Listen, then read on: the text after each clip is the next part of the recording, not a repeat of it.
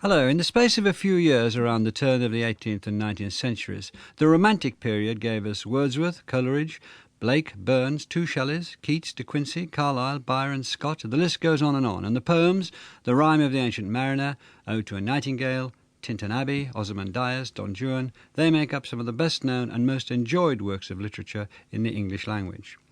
How do we explain what seems to be a quite extraordinary explosion of talent? Were the Romantics really a movement with their own philosophy and ideals, and are they still an influence? With me to discuss the culture of the Romantics is Jonathan Bate, Professor of English at the University of Liverpool and author recently of The Genius of Shakespeare and even more recently of Song of the Earth, and Rosemary Ashton, Coleridge's biographer and Professor of English at University College London, and also with us is Nicholas Rowe, author of John Keats and the Culture of Dissent and Professor of English at the University of St Andrews. Jonathan Bate, to start with, we can think of many attitudes associated with Romanticism: nature over culture, freedom over constraint, creative genius over common sense. But do you think Romanticism can be defined as a philosophy? Do you think it has a coherence? I think Romanticism begins with strong feeling rather than rational thought. In many ways, it's a reaction against the rationalism in philosophy which dominated the 18th century. So in that sense, it's almost a kind of anti-philosophy.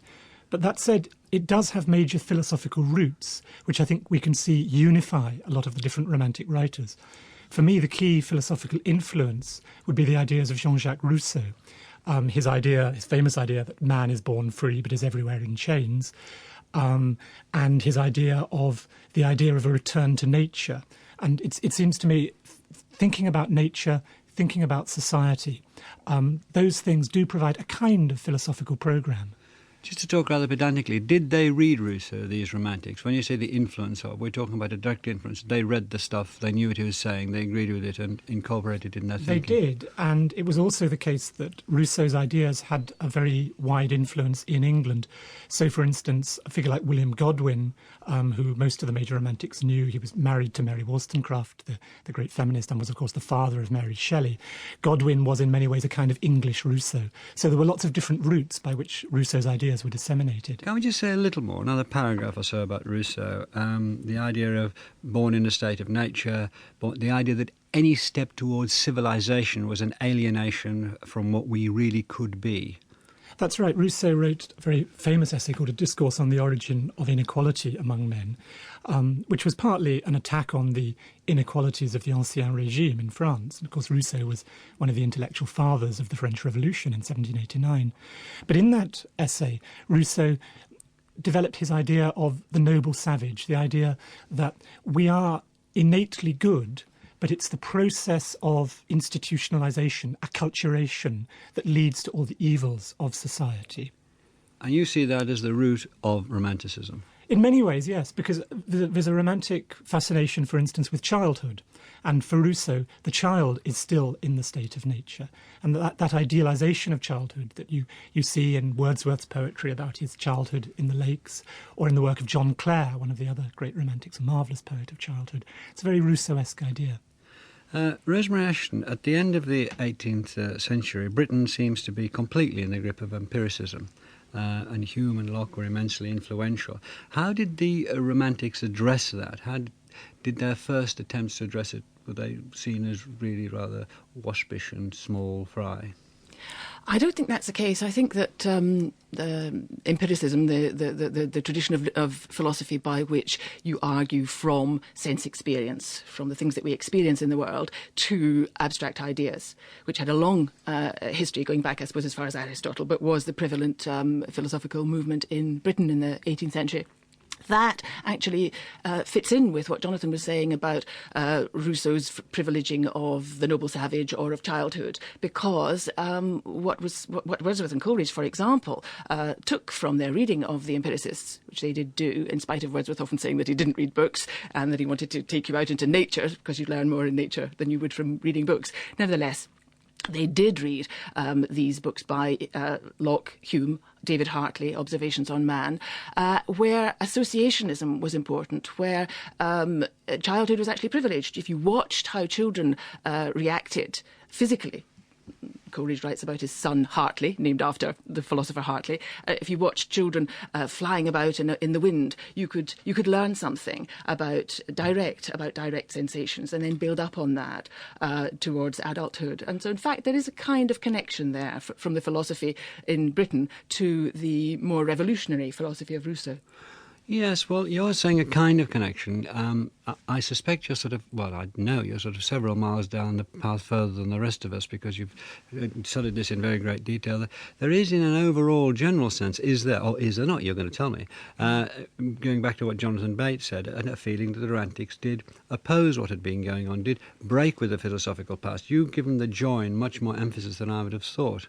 Yes. I would have thought the break was more emphatic than the join. Well, there is a break, and the break comes through Coleridge specifically, and through Coleridge's reading of German philosophy, because the break comes with Kant, who broke very spectacularly with Hume and the whole empirical tradition. The problem, in a sense, for Romantic poetry is that break comes, and it's the influence on British culture through Coleridge comes rather after some of the best of the Romantic poetry, the lyrical ballads, for example, in the 1790s. So that there is a break, and Coleridge becomes extremely important in the theory of literature. I think you have to think here, perhaps in terms of practice, doing one thing, and literary theory doing another. And the literary theory certainly comes through Coleridge, who's the only Romantic who has a claim to be a theorist at all, I think. I'm coming on to that. Yeah. I want to just establish a platform first. Nicholas Rowe, we see generally the first wave of Romanticism as being epitomised in this country by Wordsworth and Coleridge in the 1790s, particularly, with the lyrical ballads. But how much was the movement characterised by those two poets? Are we right to think that those two poets, between them, almost wholly characterised the Romantic movement, particularly in this country? Well, 1798 is the key year here, and over the 2 centuries since Wordsworth and Coleridge published their little book anonymously in Bristol, the Lyrical Ballads in 1798, the developing reception of that book during the 19th century, and particularly Matthew Arnold's influence in promoting Wordsworth's shorter poems in his influential selection of, I think it's 1878 or thereabouts, has given lyrical ballads a significance far greater than any of the many other publications at the time. And of course, in the background of the Wordsworth-Coleridge circle in the West Country, many of the lyrical ballads being written in Bristol and down at Nether Stowey by the Quantock Hills, there's also Robert Southey, who's an extremely influential figure at the time and moving in the same circles, literary and political, as Coleridge in Bristol from about 1795 onwards. There's also a figure that I'm particularly interested in, John Thelwall, who was the leading English Jacobin of the day, a poet of note, and also with an interest in advanced science. Yeah, but what I'm asking is, when this came out in 1798, was this a minor earthquake, nobody killed, or was there a feeling that something important had happened? How long before there was a feeling that something important had happened in literature? Well, the book was well received in a small circle of friends and people who were in the know, literary circles in Bristol and in London, I guess as well in Cambridge, where Coleridge would have been well known after studying there as an undergraduate. I think the Southey, of course, notoriously reviewed the book extremely badly and irritated both Wordsworth and Coleridge for doing so. The actual reputation of the book starts to climb once the new century has passed, and one of the first advocates of lyrical ballads would have been Thomas de Quincey, who travels to Grasmere, I think, round about 1805, to see the poet Wordsworth, who had so impressed him. It's from about then onwards, I would say. Can we go back to what we began to speak about with Rosemary Ashton, the idea of what Romanticism, how it fits into to cultural philosophy? The dominating person in that century, again speaking generally, would be Newton. And everyone would go back to the great Newton, his idea of using abstract thought to reconfigure the way people saw the world. Now, is there a sense, Jonathan Bate, in which Romanticism is taking Newton on? I mean, he is taken on literally in some of the poems, isn't he? That's right. A key figure here who fits slightly uneasily with Wordsworth and Coleridge is William Blake, who was a London poet as opposed to a country poet. But Blake was passionately committed to the imagination and against the idea that the reason and a mathematical way of looking at the world was the best way of explaining the nature of human life. So in many of Blake's poems we find great tirades against what he saw as a kind of unholy trinity of Newton and the empirical philosophy of Bacon and of Descartes. Yes. The idea of being Newton being replaced by someone else, as you said earlier, Rosemary Ashton, I'll talk a bit more about it now, was brought in most forcefully by Coleridge with Wordsworth. With the Wordsworths, he went to Germany in 1797. He fell in love with German philosophy and the language, and, as it were, abandoned ship, which is rather useful for the ancient mariner, as a poet to become a literary philosopher, a biographer of ideas, much underappreciated and undervalued in his time, although much raided in his time. Now, can you tell us what attracted Coleridge to Kant so powerfully and what he brought to the table from Kant? Yes. What Kant did was to take the empirical philosophy, which worked, if you think about philosophy as being a study of the relationship between the mind and nature, or the self and the universe, the I, the it. There are various terms that you can use, the subject, the object. What empiricism does is start the discussion from the point of view of the universe, nature, sense experience, the things that one can see, touch, feel, and try to move up to general and abstract ideas which finally end in the attempt to prove the existence of God or the immortality of the soul. So in this respect, philosophy and religion are rather close allied. And the problem with empiricism was that David Hume in particular had taken empiricism so far towards a kind of skepticism that he had said, there is no way in which I can prove that we have a faculty, a reasoning faculty, which will make out of what begins as sense experience and individual experiences, there's no way in which we can make an abstract idea such as the existence of God. And so Hume drew the conclusion that he found himself reached, which was to become an atheist. And that was part of the problem. That complicates the question of what's attractive in philosophy and what's not. If philosophy, empirical philosophy, seems to lead towards atheism, then that's a problem. And that was a problem for Kant, as it also was for Coleridge. The allied problem is that in that scheme of things, it's very attractive, actually. It's attractive for poetry. That you should privilege the senses. It was clearly poetry is a sensuous activity. It's not verse shouldn't philosophize. We don't like poetry which is just philosophized verse or verse philosophy.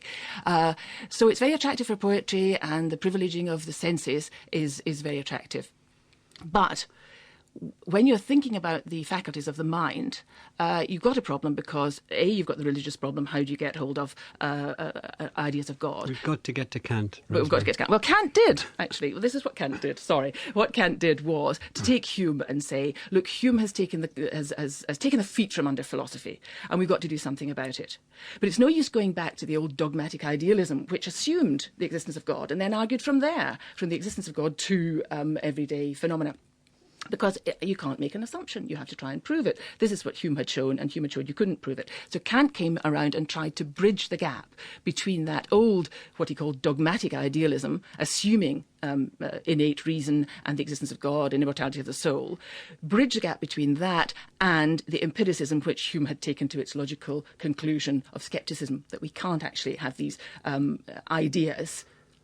But did he say I'm being very, very crude here, but did he say what we see and what we bring in from our senses, the empiricism is, of course, extraordinarily important, but inside us is an intuition which transforms it into something else. So it is the combination of the two which results in the knowledge that we have. And that wonderful phrase of Coleridge's, imagination is the link between man and the world. Is that what Coleridge brought back from Kant? That is what Coleridge brought back from Kant. Nicholas Rowe, how did that influence the English poetic scene at the time? Well, I would say that there's a kind of midway here between the kind of empiricism that Rosemary's been talking about and the later position of Kant, and that's the philosophical materialism, which was associated with Joseph Priestley and the Unitarian scientific tradition. That is that the material world, physical matter, may actually be inspired or energized by the presence of God.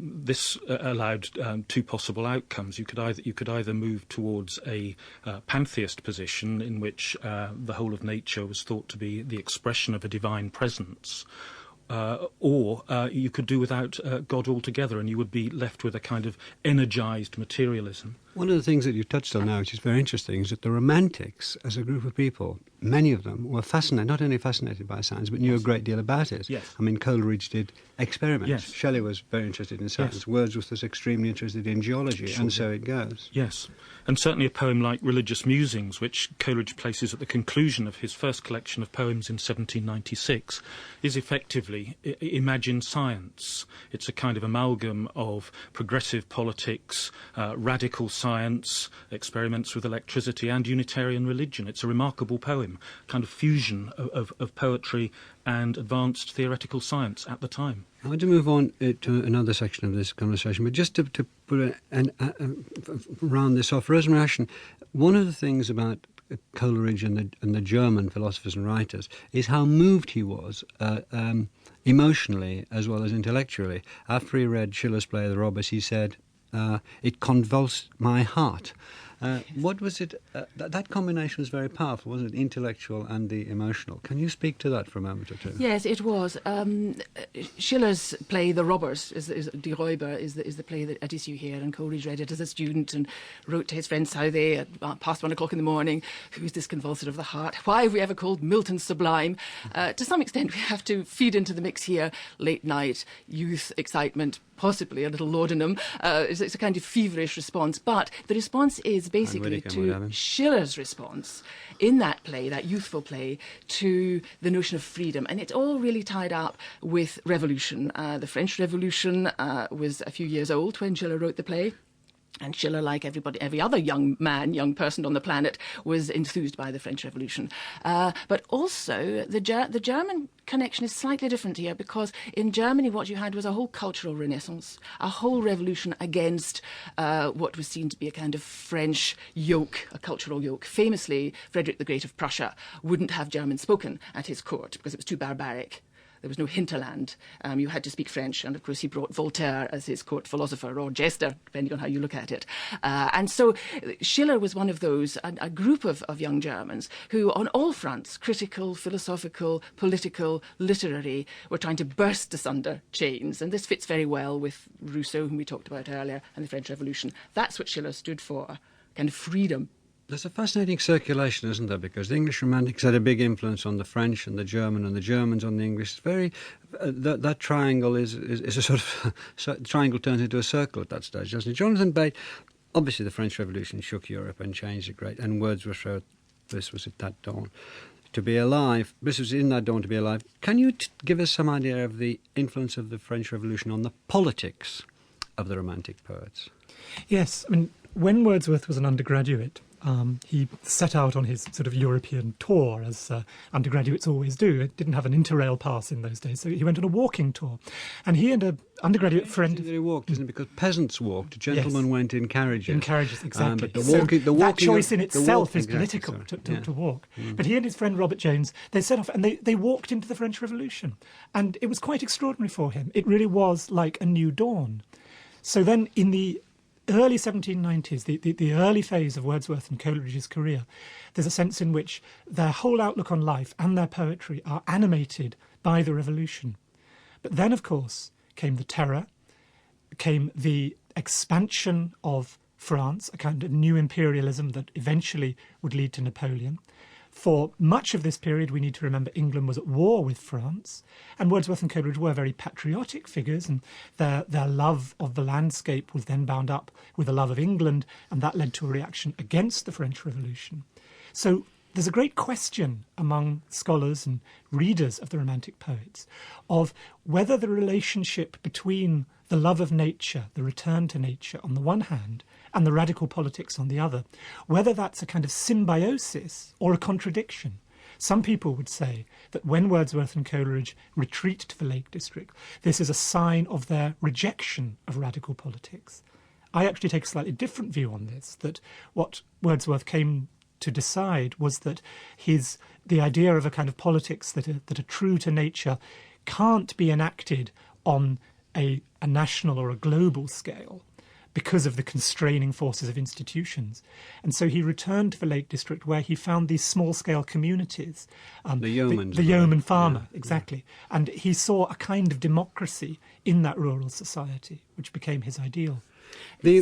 Sorry, I was just going to say, it's also true, isn't it, that the rather poor reception on the whole of lyrical ballads in 1798 is partly due to the fact that Wordsworth and Coleridge were seen, since it's a rather democratic document, it's full of attention to vagrants and discharged soldiers and forsaken women and the poor, the outcasts in society. At that time of war with France, it is rather a democratic document, but at that point, of course, Britain was becoming reactionary and turning away from French revolutionary ideas. To some extent, Wordsworth and Coleridge were tarred with the Jacobin brush, after they'd moved away from it. Yes. Nicholas Rhodes, often the common idea is that the radicalism of the early Coleridge and Wordsworth fitted neatly with their ideas on nature and the senses, and this was a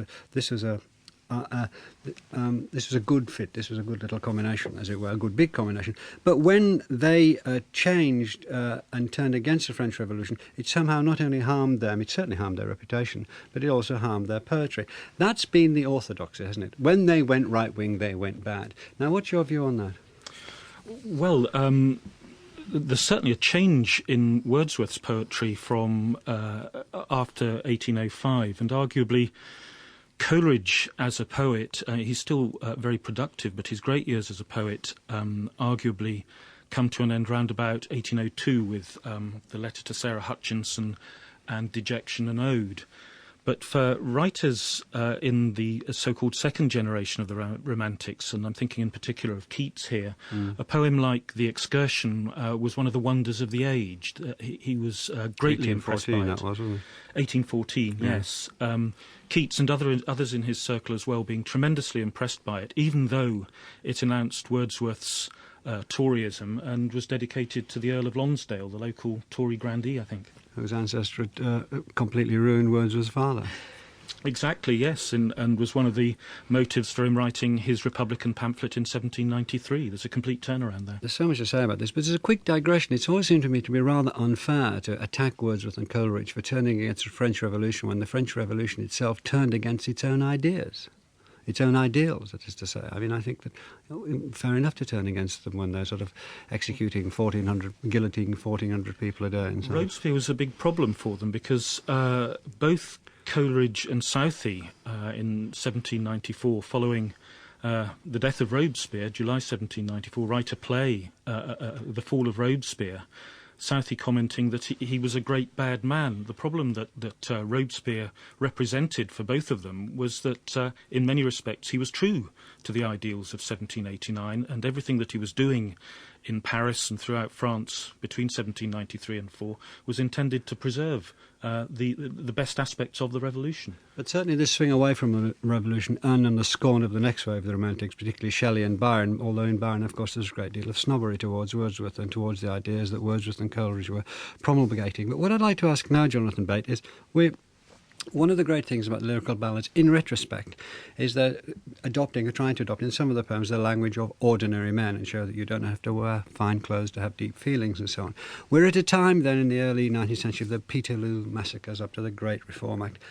Have you been able to trace ways in which the ideas of Romanticism, the ideas in the minds of these men and their readers, actually really did affect the politics of the time? Is there a connection there, or do we see them running in parallel and make rather playful connections? No, I think there is a very direct connection, which comes with the development of radical literary journalism in that period between the end of the wars against France, between Waterloo and the Peterloo Massacre of 1819 and through to the Reform Bill, where a number of younger Romantic writers who have been very influenced by Wordsworth and Coleridge, but are writing in the medium of prose, are really engaging with public debate. I'm thinking particularly of William Hazlitt and Leigh Hunt. Hazlitt was a wonderful, wonderful writer, for me the best prose writer in the English language. He met Wordsworth and Coleridge in 1798. He wrote a lovely essay about it called My First Acquaintance with Poets, where he describes his discovery of lyrical ballads as being like a new dawn, a sort of literary equivalent of the French Revolution. But then in later years, although he came to scorn the later politics of Wordsworth and Coleridge, Hazlitt was carrying forwards their kind of politics of feeling in the realm of journalism, and his essays and those of Leigh Hunt do seem to me to play a major role in the political discourse of that later period. Would you agree with that, Rosemary? Yes, I would, and I think that here the politics and the aesthetics, if you like, do mix and mingle quite well. And certainly Hazlitt is a very important figure, much influenced by Coleridge, against whom he often...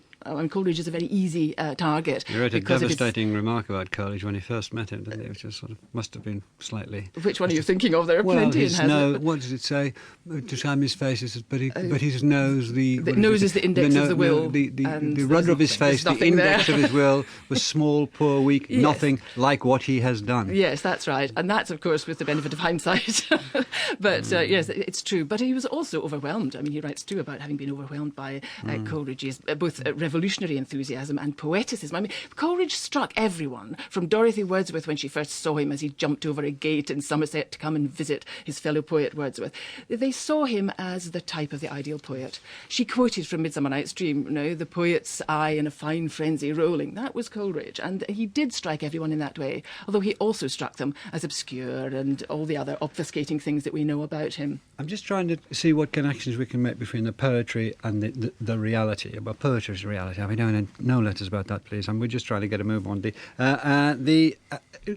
Nicholas Rowe, they say that in the lyrical ballads that many of their poems were experiments. Yes. Wordsworth and Coleridge. Yes. Can you give us an idea of what they hoped to achieve by their experiments and whether they did achieve it? Well, it was an experiment to, certainly in the 1798 collection, the original lyrical ballads, was to use selection of language which they thought was actually used by people in conversation. I think they actually specify the middle classes of society.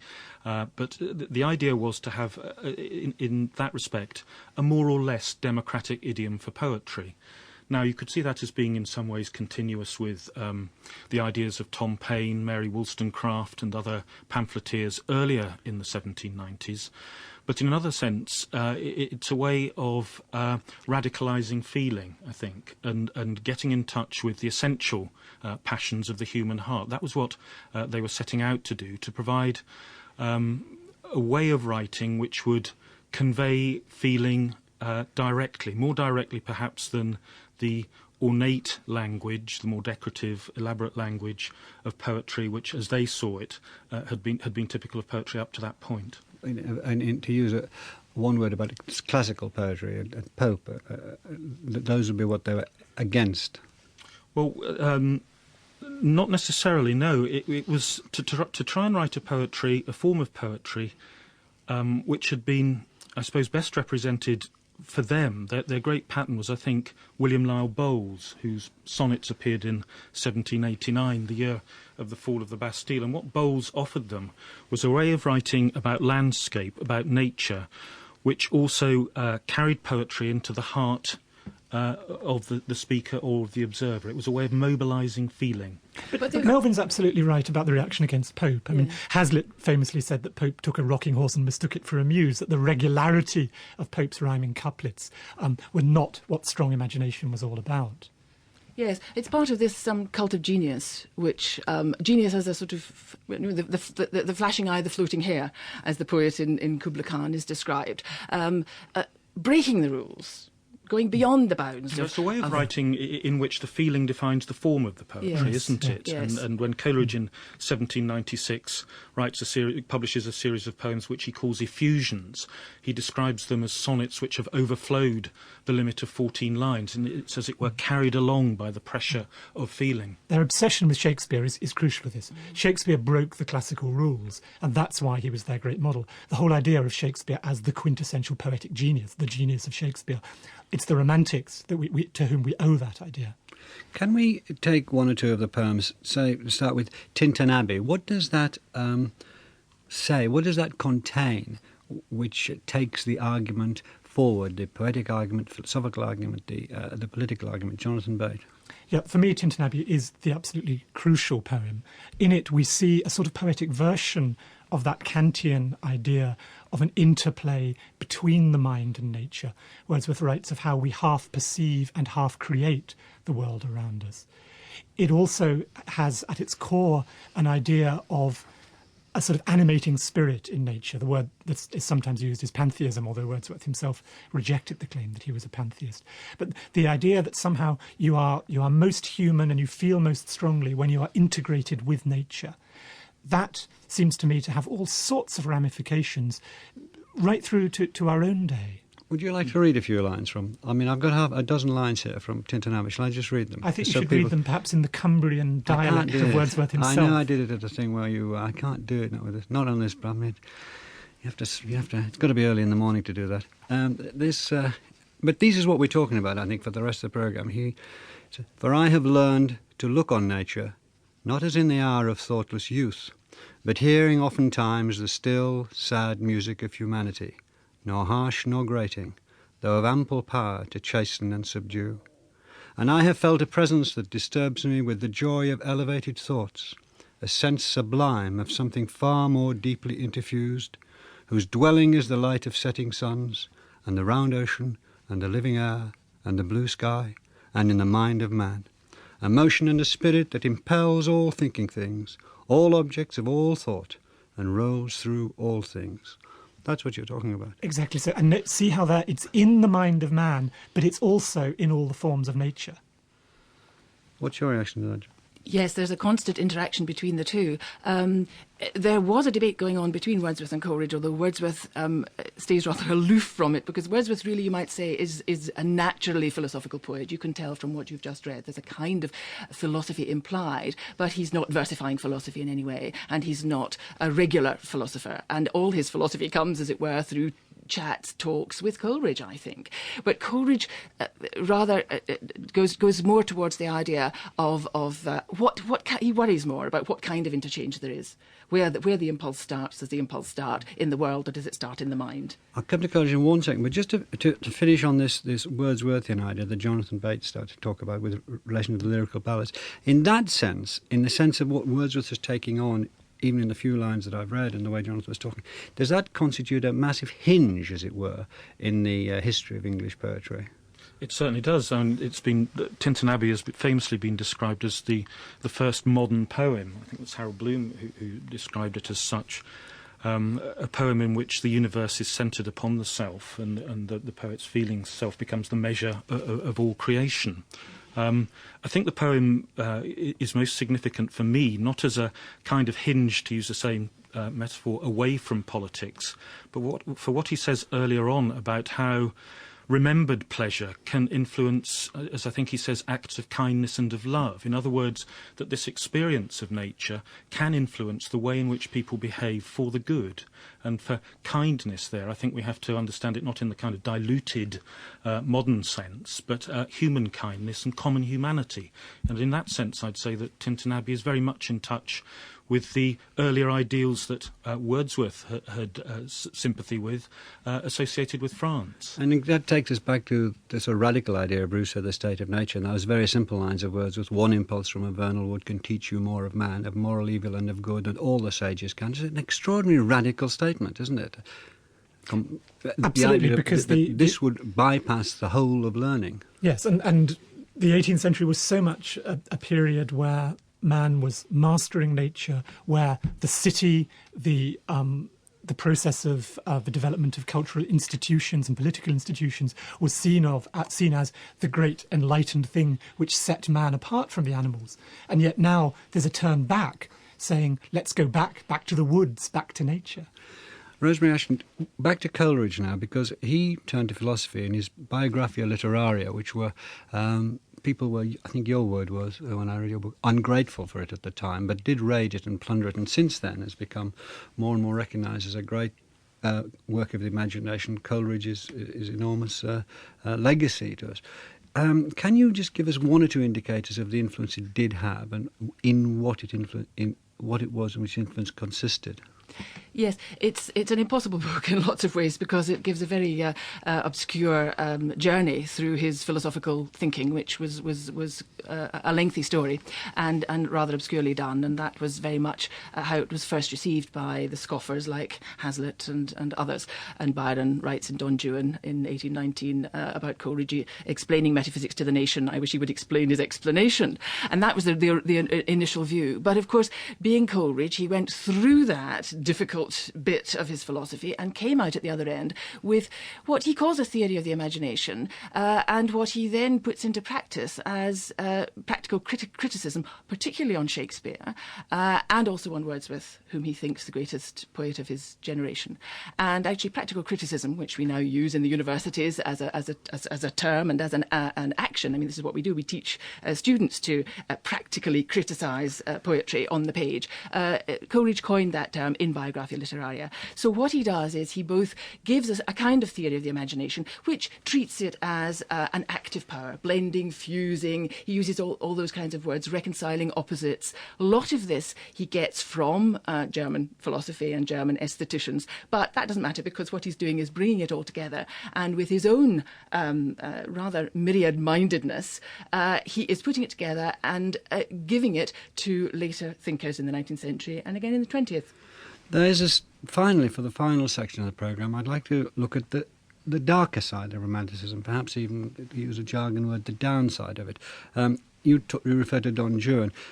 What a sublime discovery it was to make the universe universal egotism, he wrote. Now, that, Nicholas Rowe, actually has been condemned. Who is it? It was Babbitt, wasn't it? Irving Babbitt, who said he condemned the Romantic movement as an irresponsible pilgrimage in the void, and so on.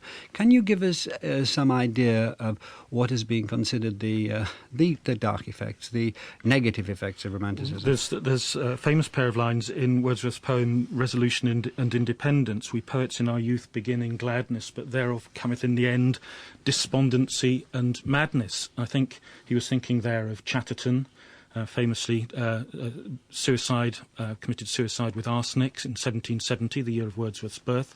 Probably also more recently Robert Burns, who died in 1796. So that for all the poetry which celebrates imaginative exaltation, there is very much a demonic underside, perhaps best represented in poems like La Belle Dame sans Merci, Keats's poem from 1818, I think, but also again in the book of 1818, Thomas de Quincey's Confessions of an English Opium Eater, which is famous, which is divided between the pleasures of opium, the wonderful release and reverie which opium induces when de Quincey first starts taking the drug, and then the dreadful depths into which he sinks in the section called the pains of opium, depths below depths.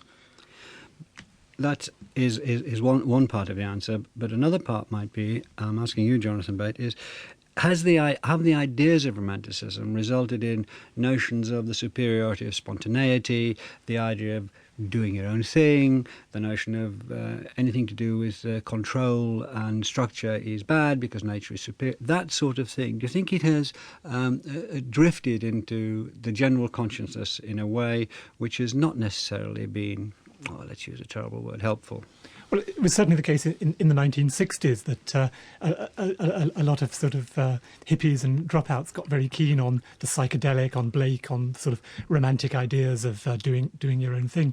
But I think the serious answer to that question in terms of cultural history is that if you take romantic ideas such as the return to nature, the reject of rationalism, the rejection of institutions, if you take those too far, what you get towards is a very dark vision which we see particularly in Germany.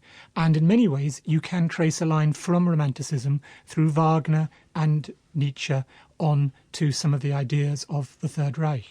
Freedom as anarchy, in fact, or going beyond all bounds, including moral limits and bounds.